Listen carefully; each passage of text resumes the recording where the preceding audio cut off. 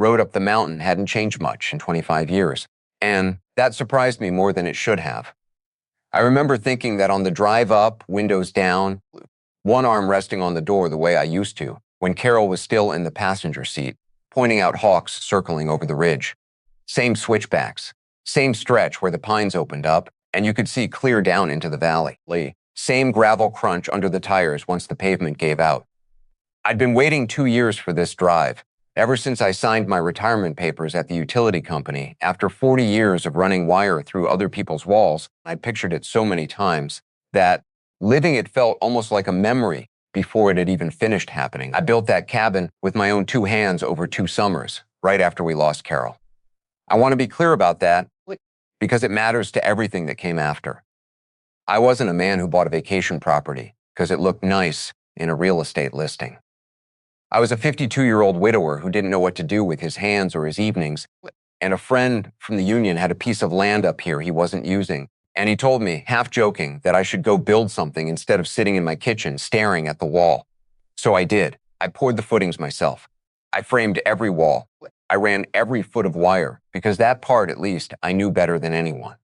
Dean was 17 that first summer, and he came up most weekends, and I taught him how to swing a hammer without bending a nail, how to read a level, how to keep his thumb out of the way. Those were good months.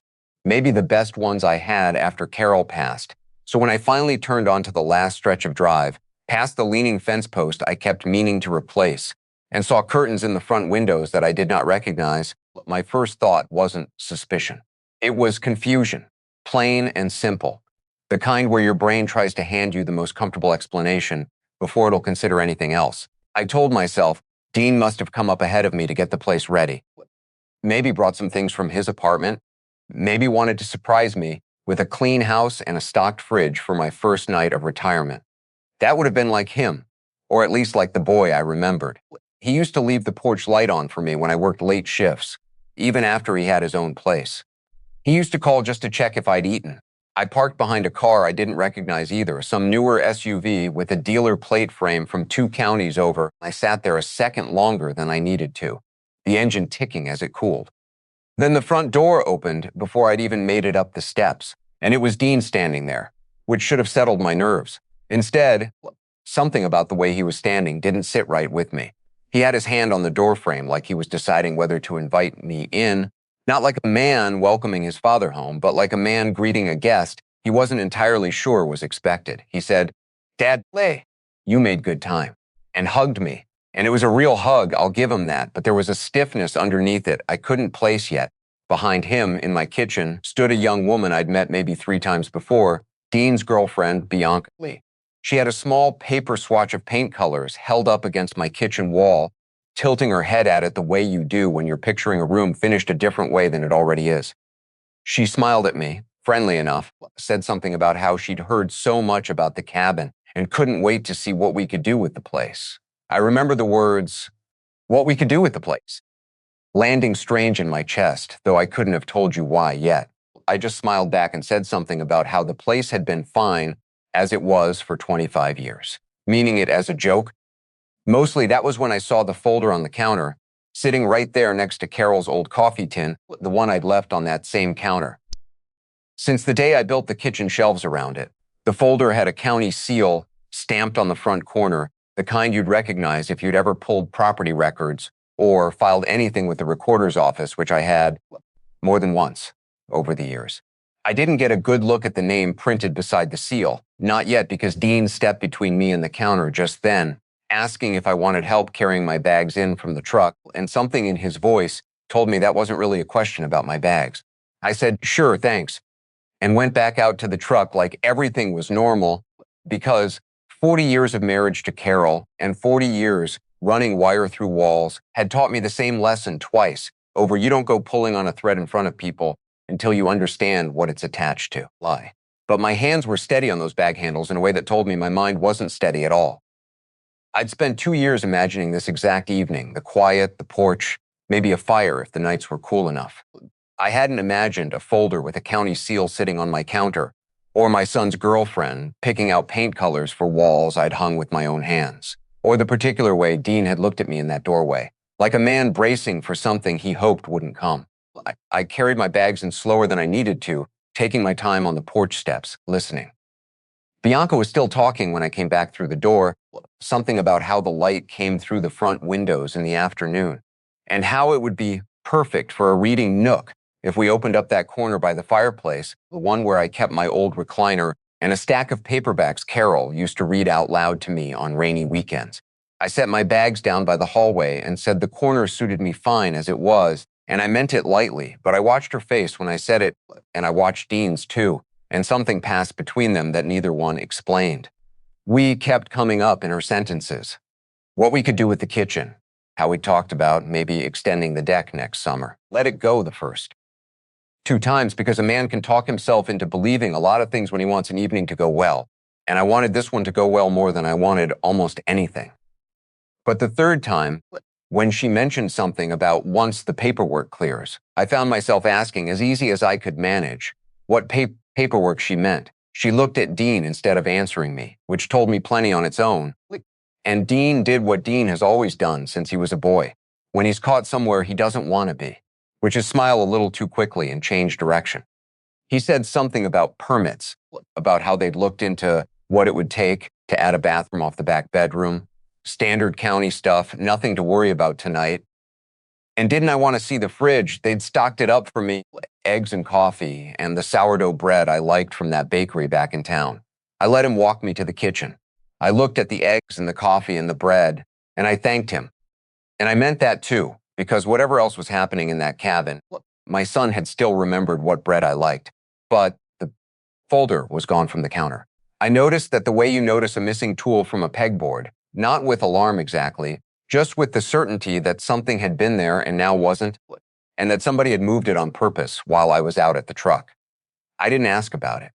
Not yet.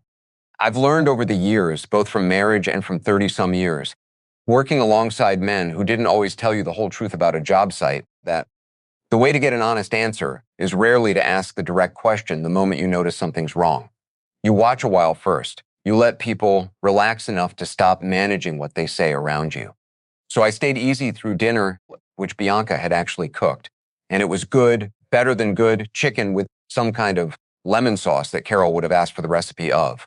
Dean talked about his job, the one at the logistics company he'd been at for 3 years now. And Bianca talked about her family a little, mentioned her father's name, Harold, the way you'd mention someone important without quite meaning to make him sound important. And I filed that away too. I asked easy questions. How'd you two meet? How's your father's business doing? Small things. Dean relaxed some as the meal went on. And for a stretch there, 40 minutes maybe, it felt almost like the evening I'd pictured for 2 years. Almost it was after dinner, when Bianca went out to the car for something, and Dean was rinsing plates at the sink, that I finally asked him straight, not sharp, just plain, whether there was something about the cabin I should know. He kept his eyes on the plate in his hands a beat too long before he answered. And he said, Dad, it's nothing bad, I promise. It's just. Harold helped us figure some things out financially when the market was good for it, and it made sense at the time to structure the ownership a certain way. I asked him what that meant, structure the ownership.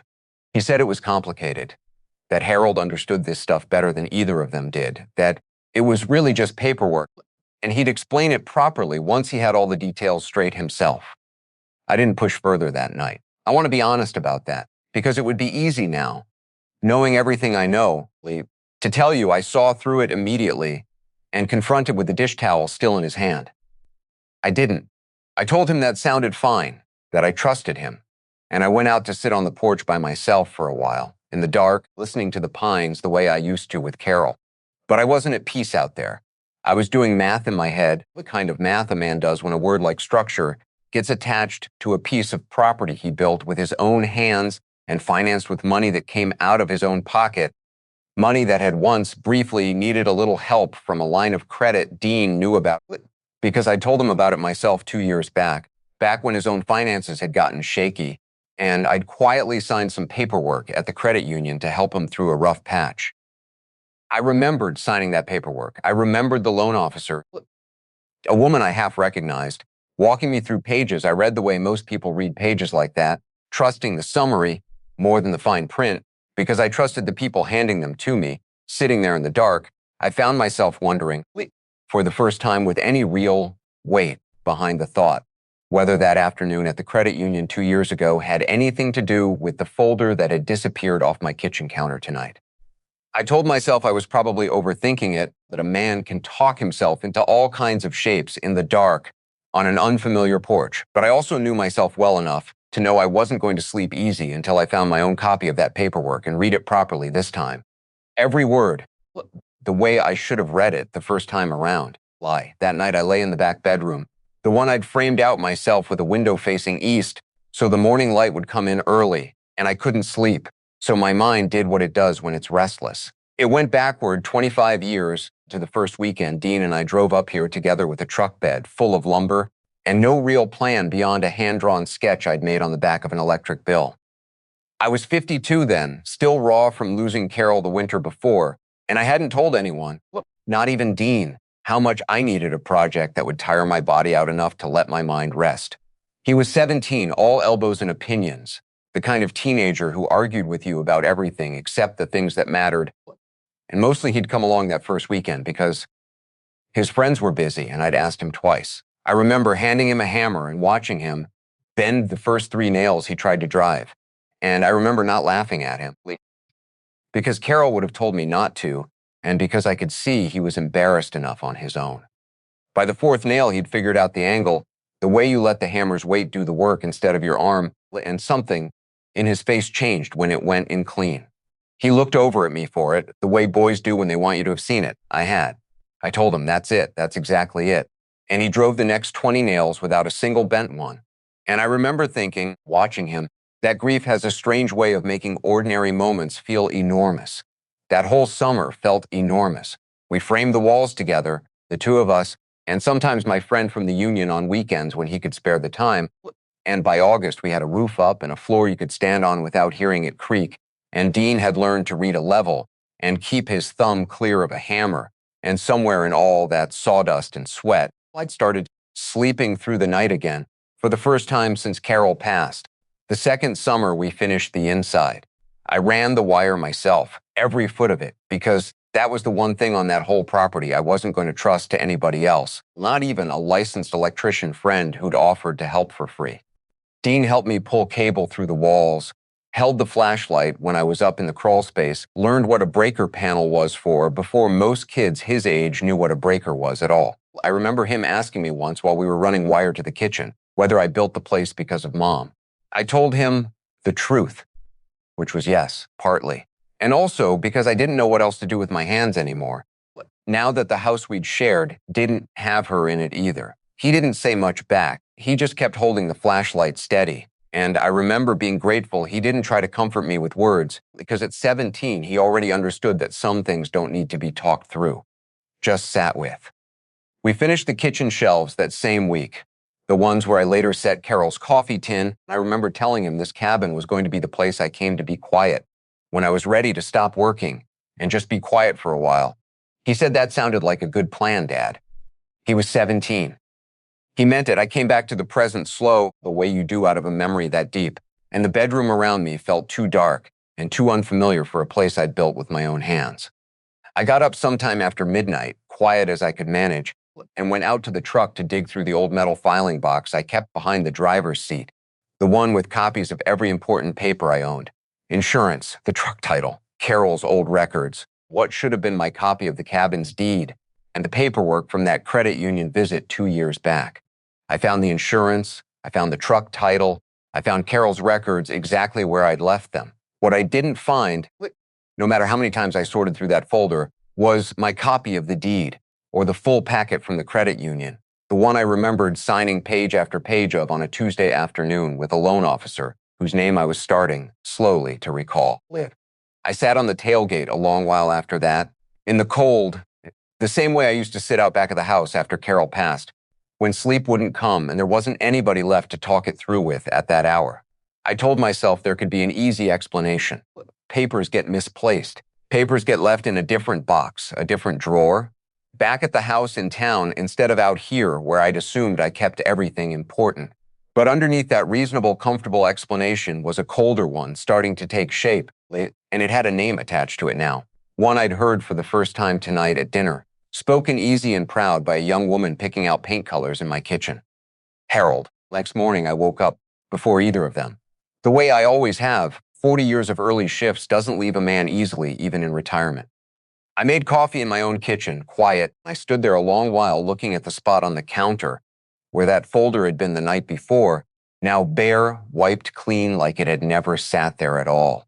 I told myself I was going to spend the morning being useful, the way I always had, and useful for me has always meant going through my papers properly, instead of letting worry sit in my chest doing nothing. So I told Dean, when he finally came out rubbing his eyes, that I was going to run into town, pick up a few things I'd forgotten, maybe stop by the hardware store to see about that leaning fence post. He said that sounded good, seemed almost relieved to have the cabin to himself and Bianca for a stretch. And that relief of his told me something too, though I didn't let my face show it. What I actually did was drive into town and go straight to the county recorder's office, a squat brick building I hadn't set foot in since the week I filed the original deed 25 years ago. Woman at the counter was younger than the one I remembered from back then, and she pulled up the property on her computer without much trouble. Once I gave her the parcel information from memory, a number I still had memorized the way you memorize the things that mattered most to you at a certain point in your life. She turned the screen toward me, and I read it twice before I let myself believe what I was looking at. The deed on file wasn't in my name anymore. It hadn't been in my name for about 18 months. It was held under something called the Ashford Family Trust. I asked her, as calm as I could manage, whether she could tell me how a transfer like that would have gone through, what it would have required. She explained kindly enough that a deed transfer generally required the signature of the current owner, notarized, filed with proper documentation, and that from what she could see, the paperwork on file appeared to be in order on its face, meaning somebody, somewhere, had a signature that looked like mine attached to a document I had no memory of ever reading, let alone approving. I asked if I could get a copy. She printed it for me without a second thought, this being public record. I stood in that parking lot afterward, with the pages in my hand, reading through them line by line in the truck, engine off, for the better part of 20 minutes. What I found, buried on the fourth page in language dense enough that a tired man in a hurry might skim right past it, was a section that referenced a concurrent modification of security interest, tied to a home equity line of credit I recognized immediately, because I'd signed that one myself at the credit union 18 months back to help Dean through a stretch where his own finances had gotten shaky, and he'd come to me, embarrassed, asking if I could co-sign something to help him bridge a gap before a new job started paying out. I remembered that day clearly now, sitting in a small office with a loan officer, a woman named Ruth, who'd walked me through a stack of papers I'd trusted more than I'd read, because Dean was standing right there beside me, worried and grateful, and because I'd have signed nearly anything to help my son through a hard stretch, same as I'd have done for Carol. What I hadn't understood then, and what I was only starting to understand now, sitting in that parking lot with my hands not quite steady on the pages, was that somewhere inside that stack of home equity paperwork had been language that also modified the ownership structure of the cabin itself, folding it, quietly and legally, into a trust that had nothing to do with me. I didn't remember reading that, would have remembered reading that. But my signature was on it, notarized and everything. And a signature on a legal document doesn't care whether a man actually understood what he was putting his name to. It only cares that the name is there. I sat with that for a long while before I did anything else. I thought about calling Dean right then from the parking lot and laying it all out plain. But something told me I needed to understand the whole shape of it first, before I said a word to anybody. Because the one thing I still didn't know, the thing that mattered more to me right then than the legal question, was how much of this my son had actually understood when he signed his own name next to mine that Tuesday afternoon, and how much of it had been explained to him, the same easy, trusting way it had been explained to me. Why? I drove back to the cabin with the papers on the passenger seat beside me, and I didn't stop at the hardware store, and I didn't buy anything for the fence post, because somewhere on that drive back up the mountain, I'd stopped being able to pretend the morning was about errands. Bianca's car was gone when I pulled in, off to town herself for something, which I was grateful for, because what I had to say to my son wasn't something I wanted said in front of anybody else. Not yet. Maybe not ever, if I could help it. Dean was on the back deck when I found him, coffee in hand, looking out at the tree line the way I used to when I needed to think something through before I was ready to talk about it. He must have seen something in my face when I stepped out there because he set the coffee down before I'd even said a word. I laid the papers on the little table between us. Didn't say anything at first, just let him look at them. He picked them up. I watched his eyes move down the page, and I watched the exact moment he found the section I'd found in that parking lot because his jaw tightened and his hand went a little still. "Dad," he said. And then he didn't say anything else for a few seconds, which told me plenty on its own. I asked him straight out whether he knew the cabin had been folded into the Ashford Trust when he signed that home equity paperwork alongside me. He set the papers down slow, like they were heavier than they looked, and he said, "Not exactly. I mean, Harold explained it to us together, Bianca and me, before we ever brought it to you. He said it made sense, tax-wise, estate-wise, to consolidate things under the trust structure, since eventually it would all come to me anyway. It would save on complications down the road." I asked him if he understood at the time that consolidate things meant taking my name off a piece of property I built with my own hands. He was quiet a long moment, and then he said, "Quieter than before."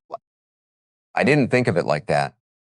Harold made it sound like a formality, like something that would help everybody, eventually. I asked him the question I'd been carrying since the parking lot, the one that mattered more to me than the legal language ever would. I asked him how long he'd known. Not suspected, not half understood in some hazy way he could excuse later. Known. He didn't answer right away, and when he did, his voice had dropped to something almost like a boy's voice again, the one he used to use when he'd broken something and was trying to find the right way to tell me. "A few months," he said. "Maybe 5 or 6. Harold mentioned it again over dinner one night, said everything had gone through smooth. I realized then it had actually happened, not just been talked about. I should have called you. I kept meaning to. I didn't know how. 5 or 6 months. I sat with that number a while out there on the deck I'd built with my own hands, looking at my son, a grown man now, 31 years old, who'd known for the better part of half a year that his father's name had been quietly lifted off a piece of land that held more of his mother in it than any photograph ever could, and who'd said nothing, not one word, right up until I stood in that doorway 2 days ago, and he'd greeted me like a guest in my own home. I asked him why. Not accusing, just asking, because I genuinely wanted to understand what a person tells himself to justify staying silent that long. He looked out at the tree line again instead of at me, because Bianca's family has money, Dad. Real money, and once we're married, that's going to matter for a lot of things. For kids someday, for not struggling the way you and Mom struggled some years. And Harold's not a bad guy, he just does things a certain way, and going against him or against what he'd already set in motion felt like it would cost me more than I was ready to lose. I asked him, quiet as I could keep my voice, whether he understood what it had already cost. He didn't answer that one. I don't think he had an answer for it yet, not really, not one he was ready to say out loud. I picked the papers back up off the table and folded them along their crease. Careful the way you handle something you intend to keep. I told him I needed some time to think, and I meant it plainly, without any threat behind it. Because I wasn't looking to punish my son in that moment. I was looking for solid ground under my own feet again. He asked if I was going to be okay. I told him I honestly didn't know yet. Then I walked back inside, past the kitchen shelves I'd built with him 25 years ago, past the spot where Carol's coffee tin still sat, untouched at least, and I went and found my phone. I called the one person left who might actually be able to tell me the truth about what had happened to this cabin and why. I called Marjorie. Marjorie picked up on the third ring the way she always has, and just hearing her voice, so much like Carol's, it still catches me. Sometimes even after all these years, steadied something in my chest that had been loose since that parking lot outside the recorder's office. I told her I needed to see her today if she could manage it, and something in how I said it must have carried more weight than I meant to let show, because she didn't ask a single question, just told me to come on over. She'd put coffee on. Marjorie lived about 40 minutes down the mountain, in the same small house she and her husband had bought back before he passed, close enough to town that she still walked to the market most mornings, far enough out that she kept chickens and complained good-naturedly about the fox that had been getting at them. She'd been Carol's older sister, closer to her than any friend Carol ever had, and in the years since Carol died, Marjorie had become something like a compass for me, somebody who knew both who I used to be and who I'd become, and could tell you honestly which direction I drifted if I ever asked. I told her everything on her back porch over coffee that had gone lukewarm by the time I finished talking. Papers spread across the little table between us, same as they'd been spread across the one on Dean's deck that morning. She read through them slow, the way she reads everything. When she got to the section about the trust, her face didn't do what I expected. I expected shock. What I saw instead was something more like recognition, like a piece settling into a place that had been waiting for it.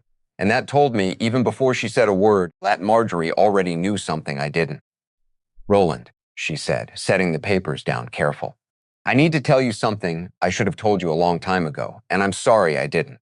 She got up without explaining further, went into the back bedroom she'd used as a sewing room since before her husband passed, and came back a few minutes later carrying an old fireproof lockbox I recognized vaguely, one that had belonged to Carol's parents originally, passed down through the family the way things like that do. She set it on the table between us and opened it with a small key she kept on the same ring as her house keys, and inside, beneath some old family photographs and a few pieces of jewelry, was a manila envelope, yellowed at the edges, with my handwriting on the front. "Cabin. Original deed and survey." I sat there a long moment just looking at it before I trusted myself to ask how she'd come to have it. She explained that after Carol passed, when I was going through the worst of that first year, barely sleeping, barely eating some weeks, she'd worried quietly about what might happen to important papers in a house where a grieving man wasn't always thinking clearly. So she'd ask me, gently, if she could hold on to copies of a few important documents for safekeeping, just in case, and I'd agreed without much thought at the time, handed her a folder one afternoon, and never asked for it back, because by the time I was steady enough to remember it existed, life had simply moved on, and the moment to ask had passed. She'd kept it in that lockbox for over 20 years, she said, mostly forgotten, until I called her an hour ago, sounding the way I sounded, and something told her to go check what was actually in that envelope before I arrived. I opened it with hands that weren't entirely steady, and inside was the deed exactly as it had been filed 25 years ago, my name alone on it, along with the original survey from when I'd first had the property lines marked out before we ever broke ground. I read through both documents twice, and Marjorie sat quiet across from me while I did, letting me have the time I needed with it. When I finally looked up, she asked me what I intended to do, and I told her the truth, which was that I honestly didn't know yet, not the whole shape of it, but that for the first time since I'd stood in that kitchen 2 nights ago and seen a stranger's folder sitting next to Carol's coffee tin, I felt like I had solid ground to stand on again. She reached over and put her hand on mine, the same way Carol used to when she could tell I was carrying something heavy, and she told me that whatever Harold Ashford thought he'd arranged, quietly and cleanly, 18 months ago, he'd done it without knowing that the original owner of that land had a sister-in-law who never throws anything away. I found myself almost smiling at that, the first real smile I'd managed in 2 days, and underneath it I felt something harden into place that hadn't been there before. A kind of steady, patient resolve that reminded me, oddly, of the way I used to feel standing in front of a wiring panel that other electricians had given up on, the kind of problem that looks impossible until you understand exactly where the fault actually lives. I spent the next several days moving carefully, the way you move when you finally found solid footing after nearly losing it, and you don't want to waste the advantage by rushing. I didn't go back to the cabin right away.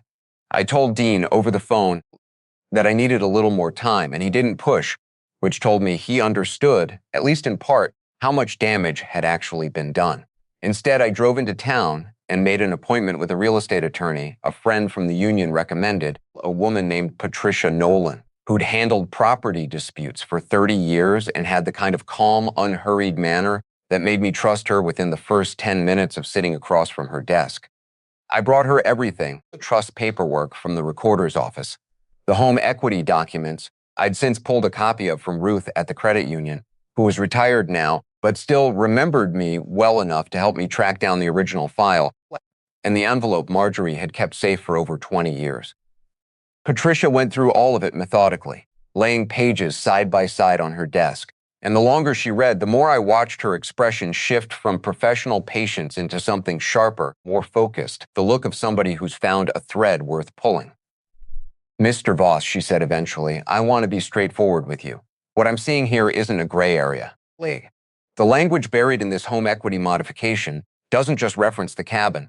It embeds a limited power of attorney clause on page 6 that Harold Ashford's firm appears to have used to execute the trust transfer independently without a separate signature from you, specifically authorizing the deed change. That's not standard practice. That's not even close to standard practice.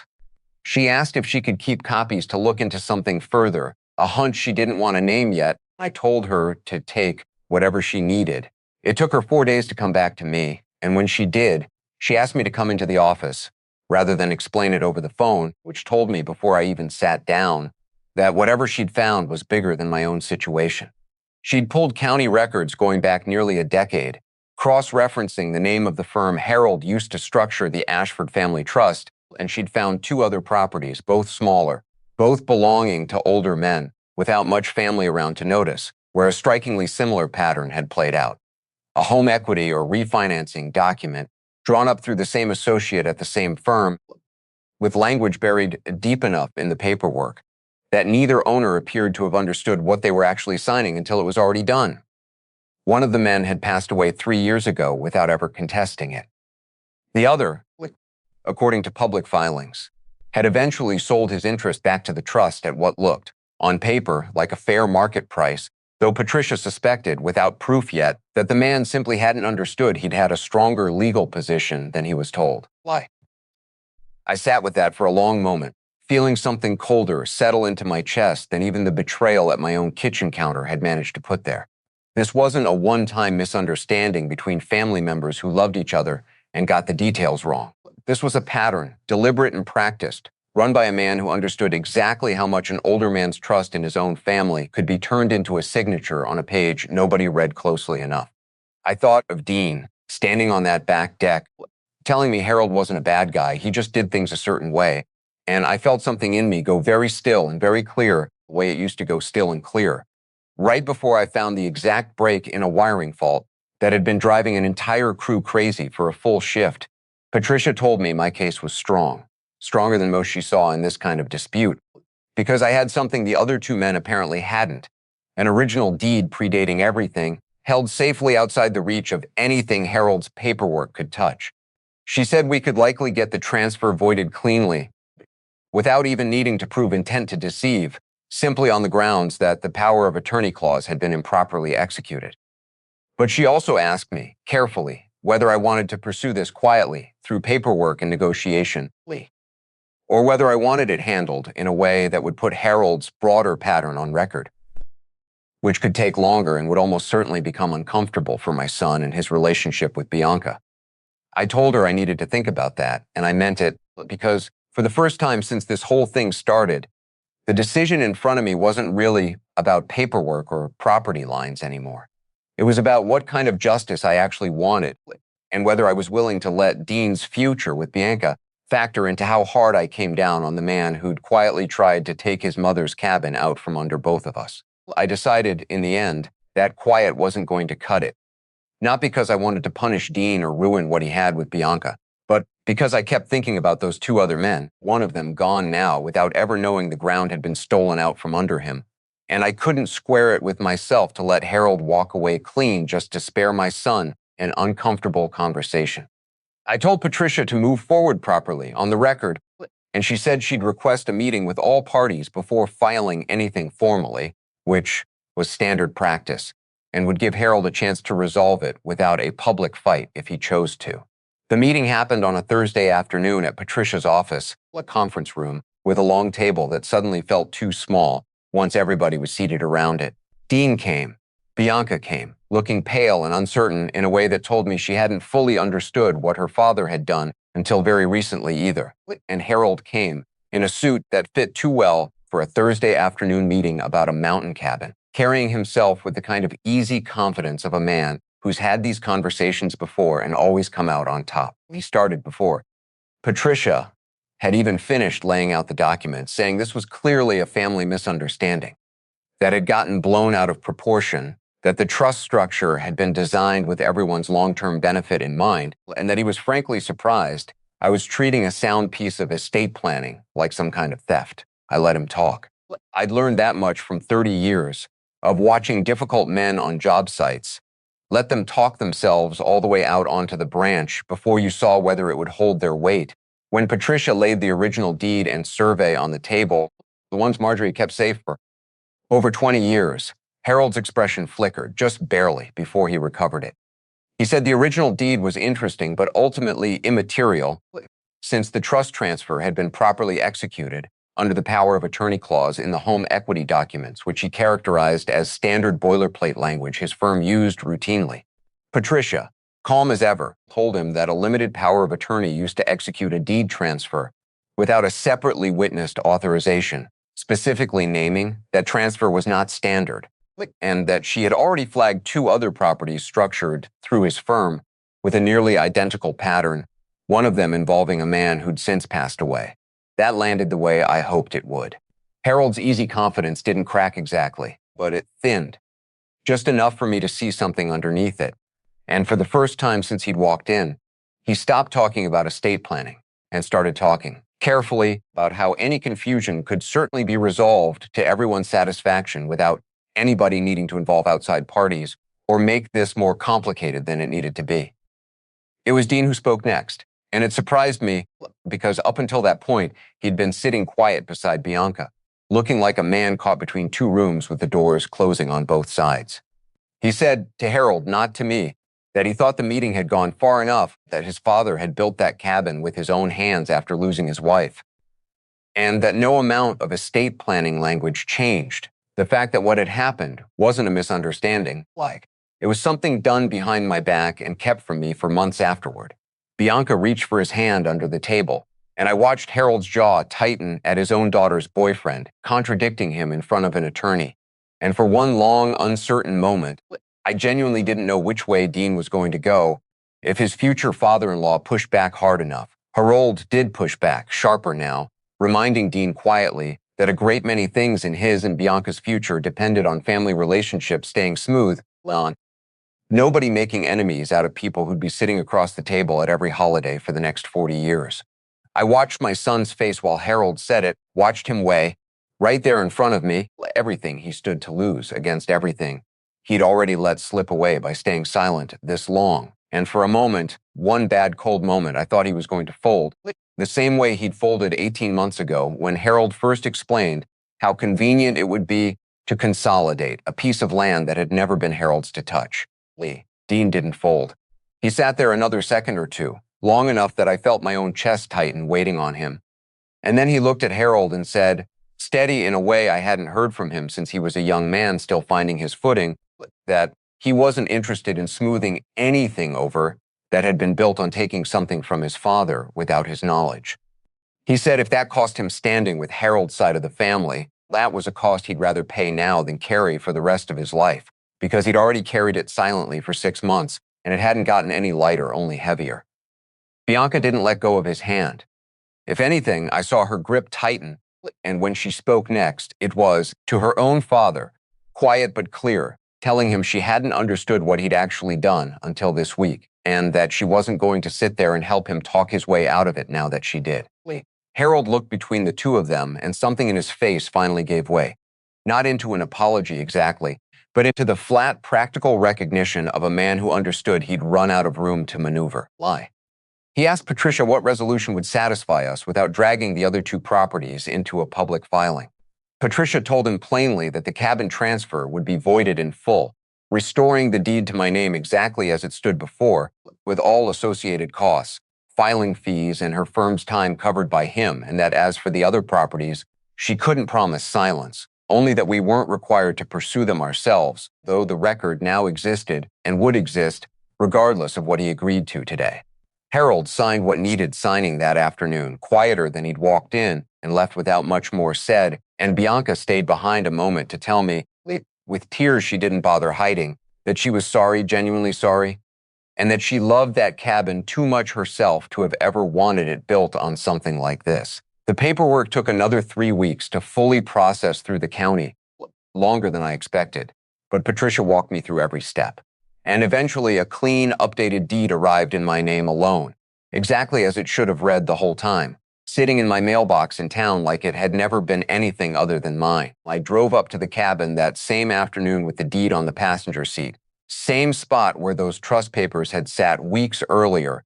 And this time when I pulled up the gravel drive, there were no unfamiliar curtains, no strange car parked out front, just Dean's truck, and Dean himself sitting on the front steps waiting for me, the way he used to wait when he was a boy, hoping I'd come home early enough to see him ride his bike down the driveway one more time before dark. He stood up when I got out of the truck. Neither of us said much at first, just stood there a moment in the late afternoon light, and then he said he was sorry, plain and unadorned, no explanations tacked onto it this time, no mention of Harold or estate planning or what made sense at the time. Just sorry for staying quiet as long as he had, for letting me walk into that kitchen, not knowing what had already happened to something I'd built with my own hands after losing his mother. I told him I believed him, and I did because there's a difference between an apology a man gives you to smooth things over and one he gives you because he's finally sat with what he actually did. And this one had the second kind of weight to it. I handed him the deed just to hold for a second and watched him read it over. My name printed there, clean and alone, same as it had been the day I filed the original 25 years ago. He looked up at me after a moment and asked, quiet, whether I could ever really trust him again after this. I told him the truth, which was that trust wasn't something that came back all at once just because a piece of paper got corrected. It would take time, same as anything worth having takes time, same as this cabin itself had taken 2 summers of sawdust and bent nails and slowly learning how to read a level before it ever became a place worth coming home to. Why? We didn't fix everything that day, and I want to be honest about that, because a man my age has learned that the stories that end too neatly are usually the ones somebody's smoothing over for comfort's sake. What we did instead was start the same way we'd started 25 years ago, with a hand-drawn sketch on the back of an electric bill and no real plan beyond a willingness to show up and do the work. Dean asked if he could stay the weekend, help me get the place properly settled. I told him I'd like that. And for the first time since I'd pulled up that gravel drive weeks earlier, the word "we" coming out of somebody's mouth in that kitchen didn't put a knot in my chest. We spent that Saturday morning fixing the fence post I'd been meaning to replace since before any of this started. And there was something almost funny in that. The two of us out there with a post hole digger and a level doing ordinary work while so much unspoken business still sat between us. But ordinary work has a way of loosening a person's tongue better than sitting across a table ever does. And somewhere around the second hour, hands dirty, sweat on both our collars despite the cool mountain air, Dean told me the rest of it, the parts he hadn't said in Patricia's office. He told me he'd known deep down something was wrong the very week Harold first explained the trust structure, that some part of him had understood exactly what was being asked of him, and that he'd said yes anyway, because saying no to Harold Ashford, even quietly, even just to himself, had felt like saying no to a version of his own future he badly wanted. He said watching me stand in Patricia's office with that original deed, the one Marjorie had kept safe for over 20 years without either of us knowing, had been the first time he truly understood what he'd actually risked losing wasn't a house. It was me. I told him about those 2 summers again while we worked, not the parts he already remembered, but the parts I'd never said out loud before. How scared I'd been that first year without his mother, how building this place board by board had been less about the cabin and more about proving to myself I could still finish something, still show up every day, and put one plank down after another, even when I didn't feel much like getting out of bed.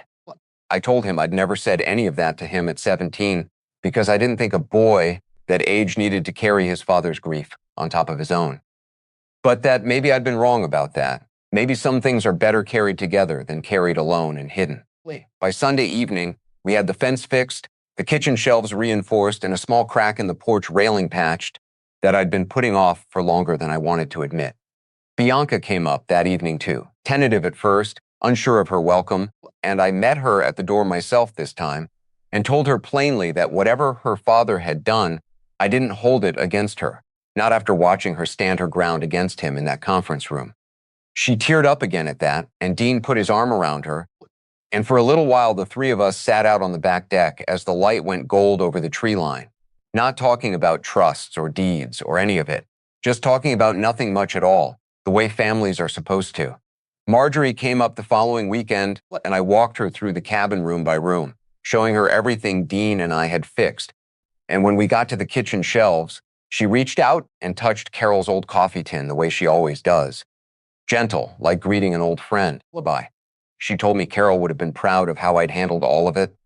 Not the winning part, but the part where I'd chosen, in the end, to let Dean back in rather than shutting the door on him the way some men might have. I told her I didn't think I could have done it any other way. Not really, not after 25 years of building this place as a home for exactly this kind of forgiveness. Whether I'd known that when I first drove the footings in or not. I sit out on that porch most evenings now, same as I always pictured I would, coffee in hand, listening to the pines the way I used to with Carol, and some nights Dean's out here with me, and some nights I'm alone. And both kinds of evenings feel like the retirement I was actually waiting for. Not the empty, quiet kind I'd imagined on the drive up that first day, but a harder one kind, built the same slow way I built everything else in this life that ever mattered, one honest plank at a time until finally it held.